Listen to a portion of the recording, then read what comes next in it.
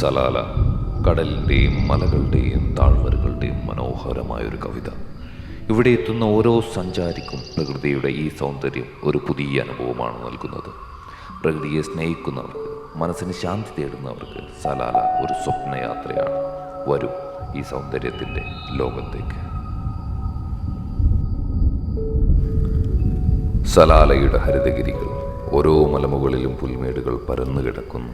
ഇവിടെ കാറ്റ് പോലും ഒരു പാട്ടുകാരനെ പോലെയാണ്.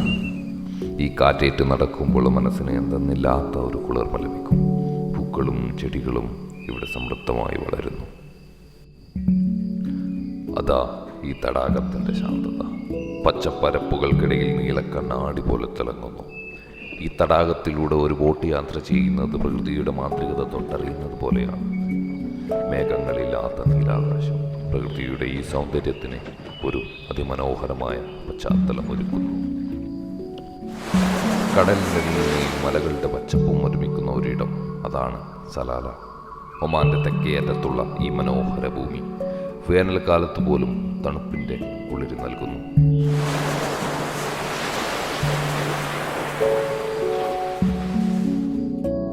മൺസൂൺ മഴയിൽ പുൽമേടുകൾ പച്ചയണിഞ്ഞ് താഴ്വരകളിൽ പുഴകൾ ഒഴുകി സലാല ഒരു സ്വപ്ന ഭൂമിയായി മാറുന്നു.